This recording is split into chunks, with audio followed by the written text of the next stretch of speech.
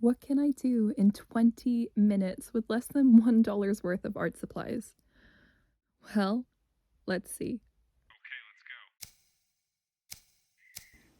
Okay, so let's get into it. I'm using one sheet of Xerox's A4 80 GSM paper, which retails for $161 per 100 sheets. So I'm sure you guys know that 161 divided by 100 is basically 1 cent per piece of paper. And what I'm drawing with is a mechanical pencil that I picked up in a grocery store years ago. Like, I mean, so long ago that they don't even make it anymore. And I think when I picked them up, they were like 160 something. I'm not too sure, but definitely combined, this mechanical pencil and the piece of paper I'm using retail for less than $1. So let's see what they can do. Oh, sorry, just pausing before I forget.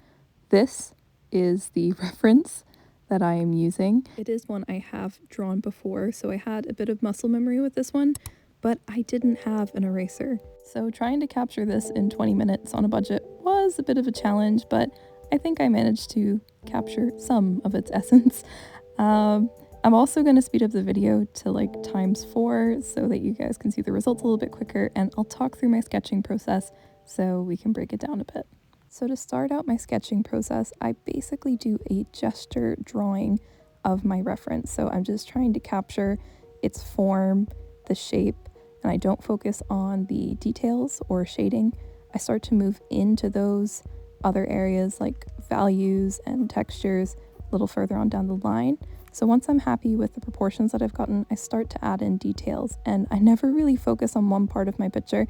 I kind of move around so that I am essentially building it all up at the same time from different areas. So usually I actually sketch with this pencil set, and I often sketch with 2B first, and then I move into the darker values of 4B and maybe even 6B sometimes, but this time I just have the mechanical pencil. So I was trying to gradually build up those values by layering in lots of different textures and shading.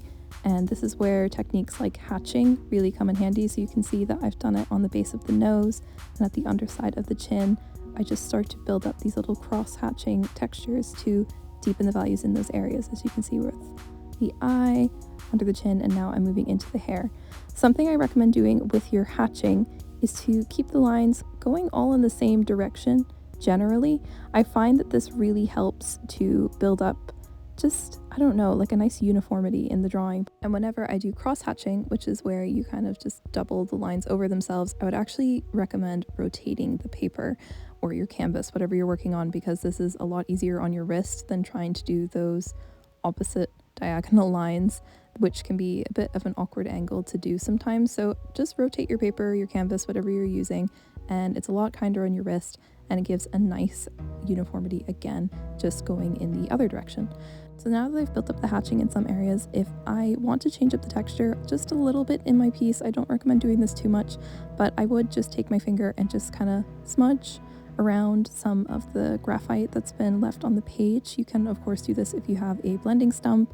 I've seen people do it with a cotton bud as well, and sometimes it just happens accidentally whenever you're moving your hand over your drawing, so it might be useful to keep another little bit of paper under there as well. But I like to do this just to build up like some gradients in the drawing. I don't like to do it too much though, because I do like pencil texture and I like to keep it there, because I find when you smudge too much it loses its form. So do be careful not to overwork this. But I like to do it with hair just to help to work in the difference in values, but there's just a lot going on with hair, and that's why this can help to simplify the process, at least for me. So after I've broken the hair down into shapes, I will do the smudgy technique, which is a very technical term for it, and I will just work in hair strands over those smudges. So I try to get the values roughly right in each of the areas of the shapes, and then I will add in some lines for the hair texture, depending on whatever the hair texture is, whether it's curly or straight, or in this case braided, as well as twisted and pulled back. So it kind of affects the way the hair goes, but just as long as you make sure that it's following like a general direction and you've managed to break it down into the shapes, then I find that's what's worked for me. But again, I'm still learning whenever it comes to hair, and this seems to be working so far for me whenever it comes to hair. Now I'm getting into kind of the last few minutes of the drawing process here, or like the last sort of quarter of the drawing process, and I have to say I was struggling to build up values any deeper than the ones you're seeing now, which to be honest was okay, because if you look at all the different areas of the drawing, you can definitely see that there is a nice sort of tonal variation, but it would have been nicer if it just was a little bit darker. So again, that's why I would normally reach for like a 4B, just to add those sort of deeper areas in the drawing, because they can really bring out a lot of detail just to be able to add the variation in your shading and values. But it was doing pretty well, to be honest. I wasn't expecting it to have this much variation.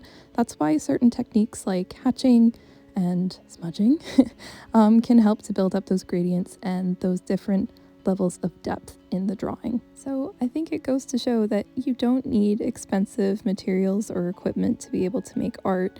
You can use techniques and your own style and skill to be able to make it work. And honestly, I'm surprised that we managed to get as much depth as we did. I managed to get the values just that little bit darker for those deeper shadows that happened at the back of the head, all through cross-hatching. I believe this pencil is meant to be equivalent to an HB pencil, so yeah, it's pretty cool that it can have this much tonal variation if you use the right techniques and you manage to just keep working at it and keep layering up the graphite. So these are the finishing touches that I decided to add. I made the lips a little bit darker. Of course, I didn't film that part. It was just me adding some extra detail into the hair, and then I sign it, and here is how it looks. But what do you guys think? I'm curious to know your thoughts.